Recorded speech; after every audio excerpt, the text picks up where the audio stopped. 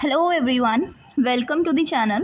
So this is our lecture series for NCERT Foundation and today we are going to discuss class 10th geography chapter 3rd, that is water resources. I wanted to ask a simple question to you that कि अगर धरती पर लगभग 71% हिस्सा पानी से ढका हुआ है, ठीक है, दैट हमारे पास अर्थ पे लगभग 71% जो है वो पानी से ढका हुआ हिस्सा है, तो फिर दुनिया के कई देशों एंड इवन इंडिया में हम देखते हैं कई राज्यों में पानी की कमी क्यों है। जब 71% earth surface is covered with water only, तो फिर बहुत सारी जो जगहें हैं, भारत के कई राज्य हैं, ऐसे दुनिया में बहुत सारे देश हैं जिनमें पानी की कमी है। ऐसा क्यों है, चलिए जानते हैं क्यों है। तो पानी जो होता है ना, वो सिर्फ एक नेचुरल रिसोर्स नहीं होता बल्कि लाइफ का फाउंडेशन होता है। Agriculture, industries, electricity generation, transportation, biodiversity और ह्यूमन सर्वाइवल, सब चीज़ें पानी पर डिपेंड करती है। लेकिन आयरनी ये है कि इतना सारा पानी अवेलेबल होने के बावजूद हम यूजेबल फ्रेश वाटर की शॉर्टेज फेस कर रहे हैं। फ्रेश वाटर का एक बहुत छोटा हिस्सा ही इंसान के यूज़ के लिए अवेलेबल है, और जिस हिसाब से पॉपुलेशन बढ़ रही है, urbanisation, industrialisation and even pollution बढ़ रहा है, उसकी वजह से उस पानी पर जो कि बहुत छोटा सा हिस्सा है, जो फ्रेश वाटर है, जो पीने योग्य है, उस पर लगातार प्रेशर बढ़ता जा रहा है। आज हम इस चैप्टर में सिर्फ ये नहीं पढ़ेंगे कि वाटर रिसोर्सेज क्या होती हैं, बल्कि ये भी समझेंगे कि वाटर स्कार्सिटी क्यों होती है, वाटर कंजर्वेशन और मैनेजमेंट की ज़रूरत क्या है, मल्टीपर्पज़ रिवर प्रोजेक्ट्स और डैम के एडवांटेजेस और लिमिटेशंस क्या हैं, नर्मदा बचाओ आंदोलन का पर्सपेक्टिव क्या था, ठीक है, और भारत के traditional rain water harvesting systems किस तरह सस्टेनेबल वाटर मैनेजमेंट का एग्जाम्पल हैं। इस लेक्चर के बाद ये चैप्टर सिर्फ आपको स्कूल लेवल के लिए नहीं बल्कि कॉम्पिटिटिव एग्जाम के पर्सपेक्टिव से भी समझ आएगा। तो चलिए बिना किसी डिले के शुरू करते हैं chapter 3, that is water resources. देखिए, एक ना चीज़ आपने काफ़ी सुनी होगी, जल है तो कल है, लेकिन क्या सच में हमारे पास पर्याप्त पानी है कि जिसकी वजह से हम रह सकते हैं, हमारा जीवन रह सकता है। देखते हैं। देखो, इंट्रोडक्शन में क्या है कि वाटर एसेंशियल है सभी फॉर्म्स ऑफ लाइफ के लिए, रिन्यूएबल रिसोर्स है बट लिमिटेड रिसोर्स है, ठीक है। पानी हम खुद से तो नहीं बना रहे, पानी खुद बन रहा है ना, नेचुरली बन रहा है, अपने आप रिप्लेनिश हो रहा है, लेकिन लिमिटेड है। अगर आप उसको वेस्ट करते रहोगे या पोल्यूट करते रहोगे तो वो ऐसा थोड़ी ना है कि अनलिमिटेड आपके पास प्रेजेंट रहेगा। 97% जो है वाटर वो ओशंस में है।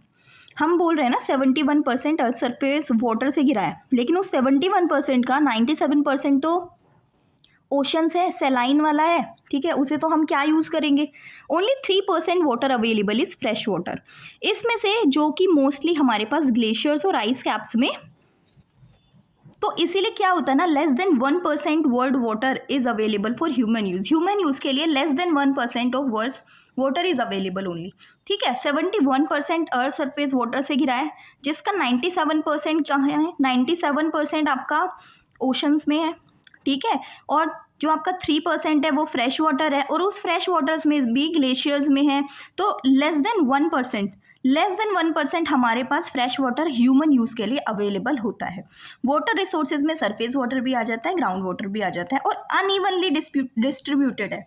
कहीं पे पानी काफ़ी ज़्यादा है, कहीं पे पानी की बहुत ज़्यादा कमी है। अब पॉपुलेशन बढ़ रही है, अर्बनाइजेशन, इंडस्ट्रीज़ बढ़ रही हैं, इनकी वजह से काफ़ी ज़्यादा प्रेशर वाटर रिसोर्सेज पे आ रहा है। वाटर रिसोर्सेज की बात करें, कहाँ कहाँ से पानी मिलता है। अगर हम सरफेस की बात करें तो हमारे पास रिवर्स हैं, लेक्स हैं, पोन्ड्स हैं, रेजर्वियर्स हैं, और आपके सीज हैं। ये सरफेस वाटर का सोर्स है, और ग्राउंड वाटर के लिए वेल्स, ट्यूबवेल्स और स्प्रिंग्स आते हैं। तो water scarcity and the need for conservation of water conservation and management.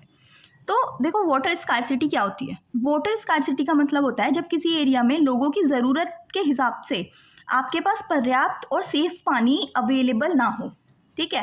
ध्यान रहे, इसका मतलब हमेशा ये नहीं होता कि वहाँ बारिश कम होती है। कई बार पानी होने के बावजूद उसका सही से मैनेजमेंट ना होने की वजह से भी वाटर स्कार्सिटी हो सकती है। वाटर स्कार्सिटी मतलब पानी की कमी होना, लोगों की ज़रूरत के हिसाब से हमारे पास साफ़ पानी नहीं है, सेफ पानी नहीं है, और पर्याप्त पानी भी नहीं है। लेकिन ज़रूरी नहीं है वहाँ पे बारिश कम है तो इसलिए अवेलेबल नहीं है। बहुत बार पानी का मैनेजमेंट सही से नहीं हो पाता, जिसकी वजह से वाटर स्कार्सिटी हो जाती है। इंडिया में मेन रीज़न क्या है कि पॉपुलेशन ग्रोथ बहुत रैपिड है। जितनी पॉपुलेशन बढ़ेगी उतना पानी की डिमांड बढ़ेगी, तो पॉपुलेशन ग्रोथ हो सकता है। अर्बनाइजेशन, शहरों के बढ़ने से डोमेस्टिक और कमर्शियल वाटर डिमांड बढ़ रही है कि नहीं बढ़ रही है। इंडस्ट्रियलाइजेशन, इंडस्ट्रीज प्रोडक्शन के लिए बहुत अधिक पानी यूज़ करती हैं और कई बार पॉल्यूटेड वाटर जो है ना उसको भी छोड़ देती हैं, तो उससे जो साफ़ पानी होता है वो भी पॉल्यूट हो रहा है। एक तो अवेलेबिलिटी बहुत कम है, उसमें से जब इंडस्ट्रियलाइजेशन में यूज़ हो जाता है फिर वो गंदा पानी जो है वो रिवर स्ट्रीम्स में छोड़ देते हैं, तो जो साफ़ पानी होता है उसको भी गंदा कर देते हैं। इंटेंसिव एग्रीकल्चर, ट्यूबवेल्स और ग्राउंड वाटर, इन सब से ही तो एग्रीकल्चर में पानी यूज़ हो रहा है। अब वाटर इंटेंसिव क्रॉप्स होती हैं बहुत सारी, ठीक है, उसमें ओवर एक्सप्लॉइटेशन भी हो जाता है कभी कभी कि इतना अवेलेबल होता नहीं है, लेकिन बहुत ज़्यादा पानी इरिगेशन में यूज़ होने की वजह से वो ओवर एक्सप्लॉइटेशन की तरफ जाता है, वाटर सैलिनिटी की तरफ जाने लगता है, सॉइल सैलिनिटी की प्रॉब्लम होने लग जाती है, ठीक है। फिर uneven rainfall and climate variability, Bharat में बारिश हर जगह और हर समय एक जैसी नहीं होती, तो अनइवन रेनफॉल है। वाटर पोल्यूशन भी है, नदियों, झीलों और ग्राउंड वाटर का पोल्यूशन यूजेबल फ्रेश वाटर को कम कर देता है कि नहीं कर देता है। पुअर वाटर मैनेजमेंट है, रेन वाटर हार्वेस्टिंग की कमी, लीकेज और वेस्टेज भी एक बड़ा रीज़न है। वाटर कंजर्वेशन की नीड क्या है, तो वाटर स्कार्सिटी क्या है कि जब डिमांड जो है ना पानी की वो ज़्यादा हो जाती है, अवेलेबल सप्लाई, इतनी हमारे पास सप्लाई नहीं है जितनी डिमांड बढ़ जा रही है, ठीक है। हो सकता है कि लेस वाटर हो और इकोनॉमिक हो कि इंफ्रास्ट्रक्चर और मैनेजमेंट की कमी हो, ये भी हो सकता है। Over use, pollution, unequal distribution, for deforestation, climate change, population growth, ये सब रीज़न है। अब वाटर कंजर्वेशन की ज़रूरत क्या है। अब देखो सवाल ये है कि भाई पानी क्यों बचाना ज़रूरी है। देखो फ्यूचर जनरेशन्स के लिए वाटर जो सिक्योरिटी है वो भी तो इंश्योर करने की ज़रूरत होगी कि नहीं होगी। अगर सारा पानी हम यूज़ कर लेंगे तो आने वाली जनरेशन क्या करेंगी। एग्रीकल्चर और फूड सिक्योरिटी को मेंटेन करने के लिए ज़रूरत होती है, इंडस्ट्रीज़ और इकोनॉमिक डेवलपमेंट को सपोर्ट करने के लिए ज़रूरत होती है, इकोसिस्टम्स, रिवर्स और बायोडाइवर्सिटी को प्रोटेक्ट करने के लिए होती है, ड्रॉट और वाटर क्राइसिस के इम्पैक्ट को कम करने के लिए होती है, सस्टेनेबल डेवलपमेंट अचीव करने के लिए होती है ना। फ्रेश वाटर जो है वो लिमिटेड है, अनइवनली डिस्ट्रीब्यूटेड है, पॉपुलेशन बढ़ रही है तो उसकी ज़रूरतों को हमें मीट करना है, इसके लिए हमें पानी को कंजर्व तो करना पड़ेगा, फ्यूचर जनरेशन पानी को यूज़ कर सके उसके लिए करना पड़ेगा, एक लॉजिकल बैलेंस बना रहे और जो सस्टेनेबल डेवलपमेंट है उसको इंश्योर किया जा सके। कैसे हो सकता है, आपका रेन वाटर हार्वेस्टिंग से होता है, water shade management, reuse and recycling of water, efficient irrigation, preventing pollution of water bodies, afforestation and protecting catchment area. क्या चीज़ें हैं देखते हैं। रेन वाटर हार्वेस्टिंग क्या होती है।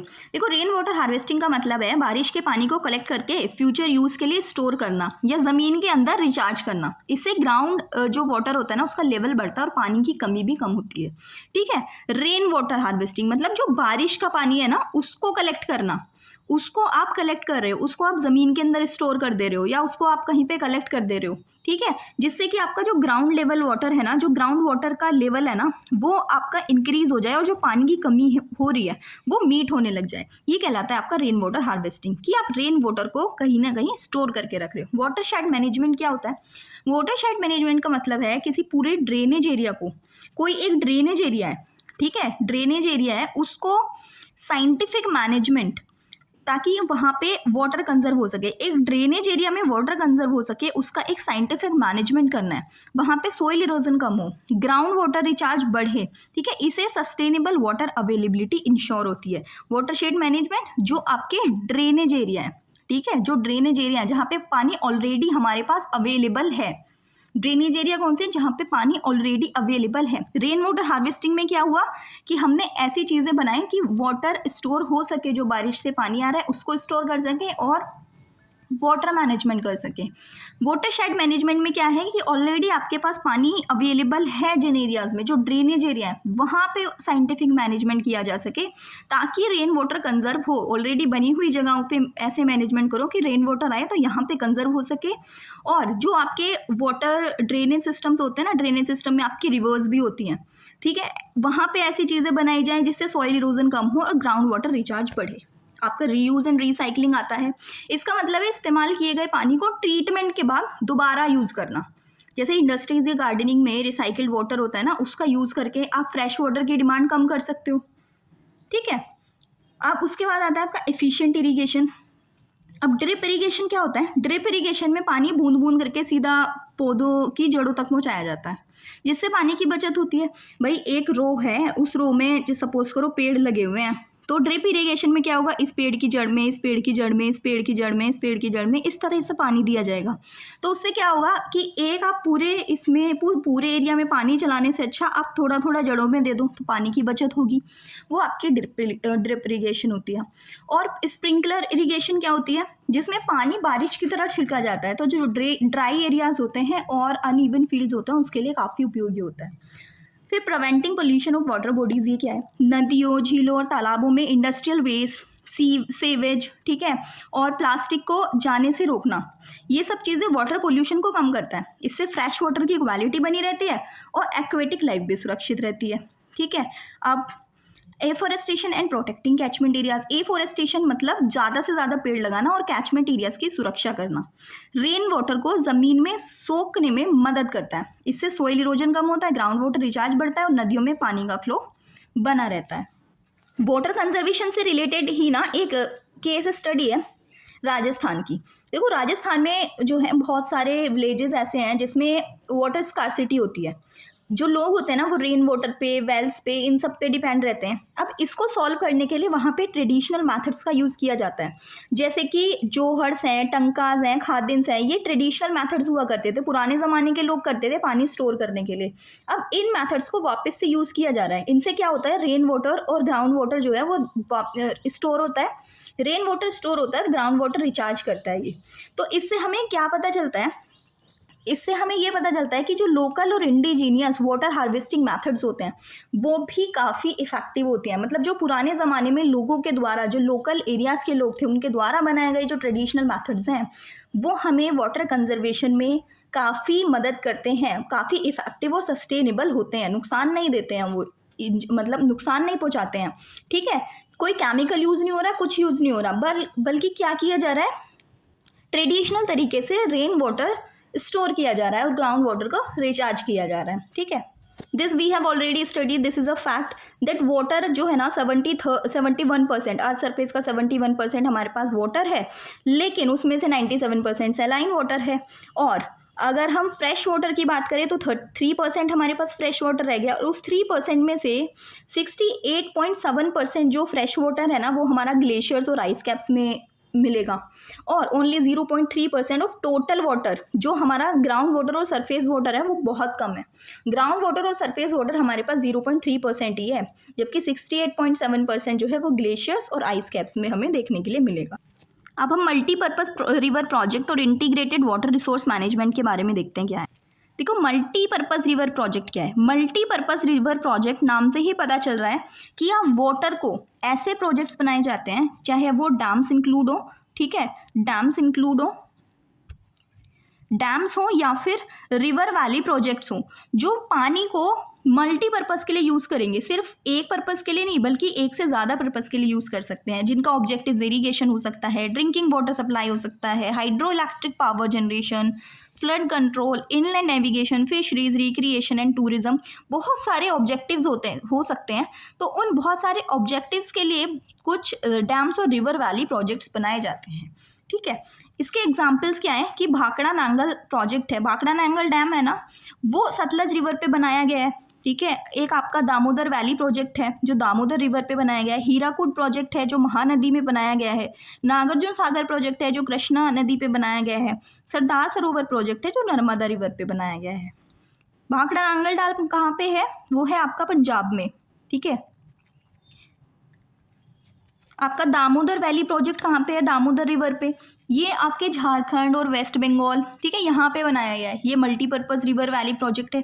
हीराकुड डैम आपका उड़ीसा में है। ठीक है, ये दुनिया के सबसे लंबे अर्दन डैम्स में से एक है, दुनिया के सबसे लंबे अर्दन डैम्स में से एक है। ये बहुत बड़ा डैम है, भाखड़ा नांगल डैम भी काफ़ी बड़ा डैम है। नागार्जुन सागर डैम जो है वो कृष्णा रिवर पे है, ये आपको तेलंगाना और आंध्र प्रदेश के बीच में देखने के लिए मिलेगा। सरदार सरोवर डैम आपका गुजरात में है। अब इंटीग्रेटेड वाटर रिसोर्स मैनेजमेंट क्या होता है, ये एक ऐसा प्रोसेस है जो प्रमोट करता है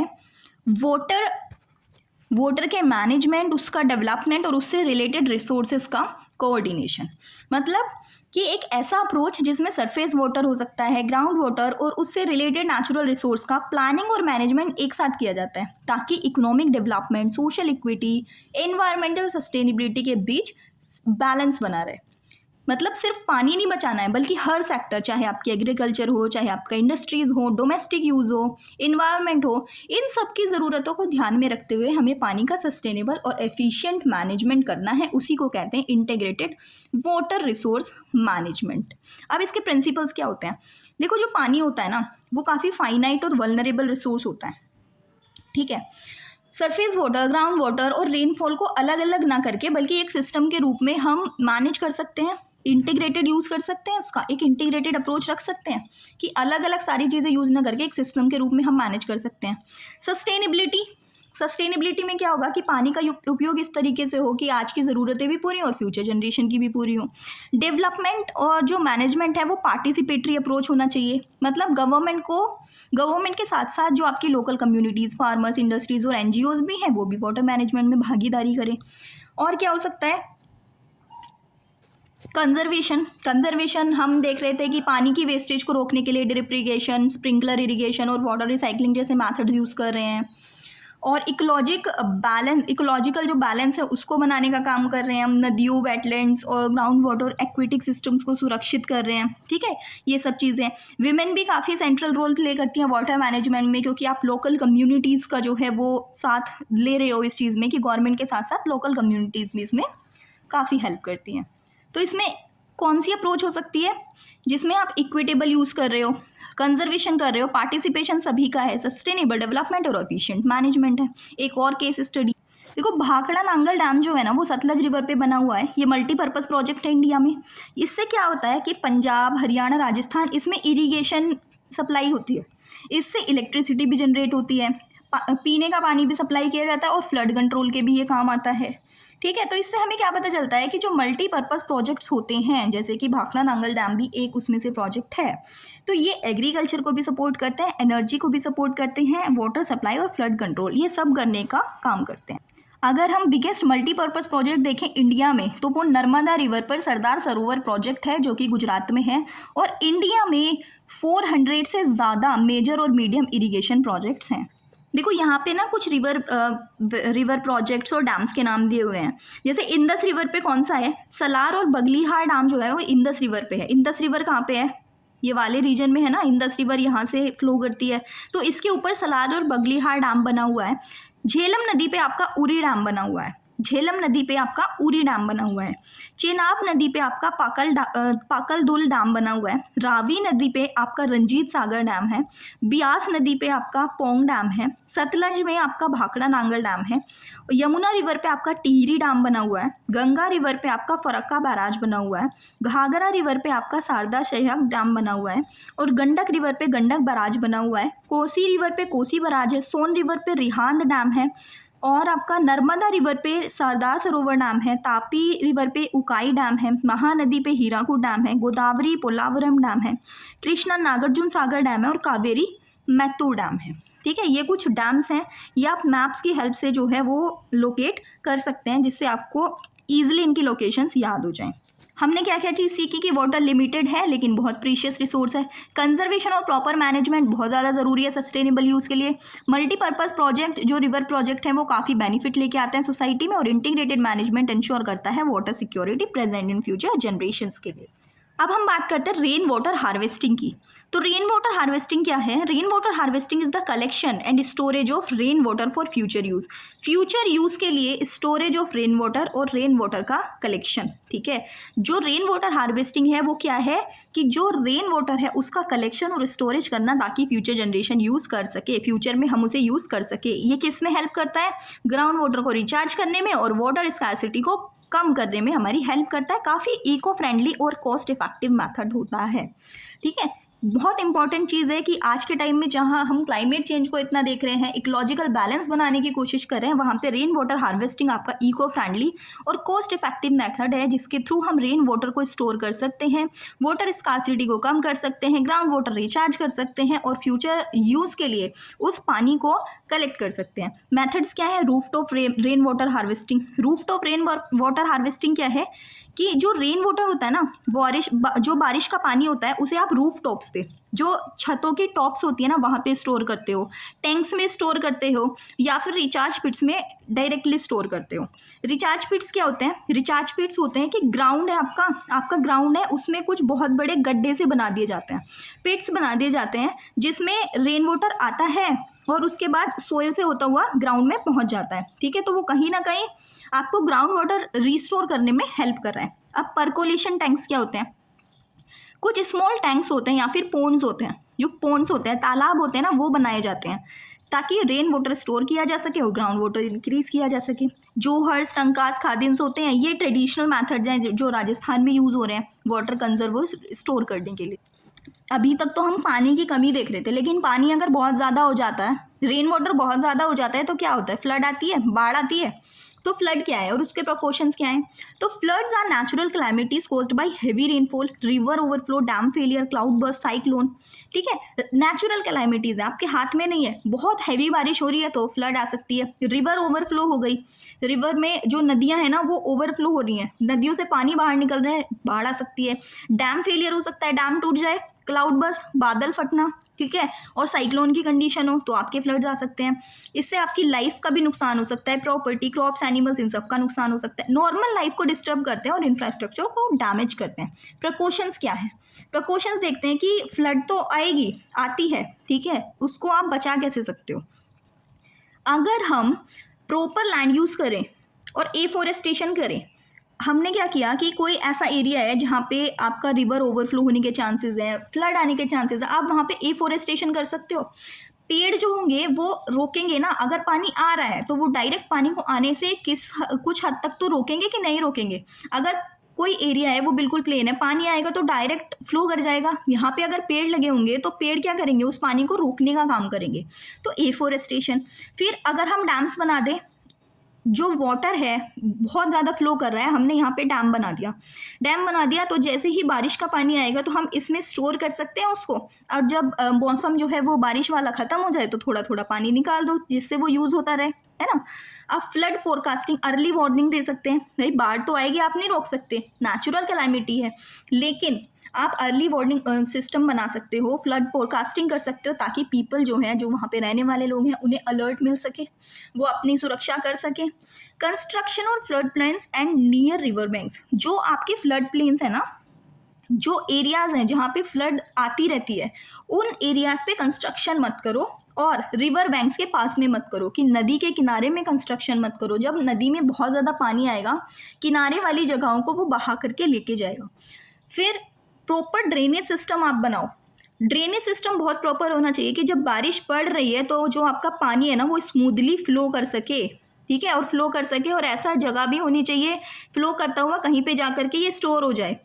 अब community awareness, preparedness to reduce loss and damage, और अगर उनका लॉस, उनका डैमेज लोगों का कम लॉस हो, उसके लिए आपको कम्युनिटी अवेयरनेस ज़रूरी है, उनके प्रिपेयर्डनेस ज़रूरी है।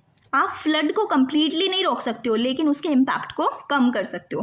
प्लानिंग, प्रॉपर मैनेजमेंट और अवेयरनेस ये बहुत ज़रूरी है फ्लड के साथ डील करने के लिए। अब बैम्बू ड्रिप इरिगेशन सिस्टम क्या होता है? देखो, बैम्बू ड्रिप इरिगेशन सिस्टम ये है, एक इनोवेटिव और लो कॉस्ट इरिगेशन सिस्टम है। इसमें क्या होता है कि आपने एक वाटर इस इमेज की हेल्प से हम समझते हैं कि हमने पौधे लगा रखे हैं एक जगह पे, ठीक है। अब हम इसको इरिगेट कैसे कर सकते हैं? इरिगेट कर सकते हैं कि यहाँ से हमने पाइप डाल दिया और ये सारे में पानी जो है वो देता हुआ चला जाए, लेकिन इससे पानी का नुकसान बहुत ज़्यादा होता है। अगर हम उसे रोकना चाहें तो हम क्या कर सकते हैं? हमने एक वाटर कंटेनर रखा, उस वाटर कंटेनर को कनेक्ट कर दिया एक बैम्बू पाइप से। बैम्बू अंदर से होलो होता है ना, उसमें जहाँ जहाँ पेड़ पे पानी की ज़रूरत है उसकी जड़ों के ऊपर हमने इसमें छेद कर दिया, तो जब हम पानी फ्लो कराएंगे वो डायरेक्टली पेड़ों की जड़ों तक पहुंच जाएगा। तो ये काफ़ी आपके पास लो कॉस्ट इरिगेशन सिस्टम है। आप इसमें बैम्बू पाइप्स का यूज़ कर रहे हो पानी को ड्रॉप बाय ड्रॉप डायरेक्टली पेड़ों की रूट्स तक पहुंचाने के लिए। वाटर को सेव कर रहा है, इको फ्रेंडली भी है, इवापोरेशन रिड्यूस कर रहा है, जो वाटर वेस्टेज है उसको भी कम कर रहा है। ये नॉर्थ ईस्ट में ना मेनली इसको यूज़ किया जाता है, नॉर्थ ईस्ट इंडिया में। अब आप या तो प्लास्टिक पाइप्स यूज़ कर लेते हो, भाई उससे नुकसान हो रहा है ना, प्लास्टिक जो है वो इन्वायरमेंट में काफ़ी नुकसानदायक है। अगर आपके पास बैम्बू अवेलेबल है तो आप इसको नेचुरल मैथड्स की तरह यूज़ कर सकते हो, ठीक है। तो इसकी एडवांटेज क्या है कि पानी को सेव करता है, लो कॉस्ट है, इको फ्रेंडली है, एफिशिएंट है क्रॉप्स के लिए, सस्टेनेबल मेथड है। तो आज हमने चीज़ें पढ़ी कि वाटर कंजर्वेशन कैसे होता है, क्या होता है, कितना हमारे पास वाटर अवेलेबल है, हम इंटीग्रेटेड वाटर मैनेजमेंट कैसे कर सकते हैं, हम फ्लड कंट्रोल कैसे कर सकते हैं, ड्रिप इरिगेशन सिस्टम क्या है, ट्रेडिशनल मेथड्स कैसे यूज़ होते हैं। तो हमारा आज का चैप्टर इतना ही था। एक क्रिस्प तरीके से मैंने आपको समझाने की कोशिश करी है। आई होप आपको समझ आए होंगे। इसमें फैक्ट्स भी हमने कवर करे थे, डैम्स कवर करे हैं। एक बार आप उनको देख लेना, उनकी लोकेशन अपने आप बना करके, मतलब मैप में अपने आप उनकी लोकेशंस को लोकेट करना, ताकि आपके लिए ईजी रहे उनको याद करना। ठीक है, आई होप आपको समझ आया होगा, अच्छा लगा होगा। मिलते हैं नेक्स्ट क्लास में, तब तक के लिए टेक केयर, थैंक यू।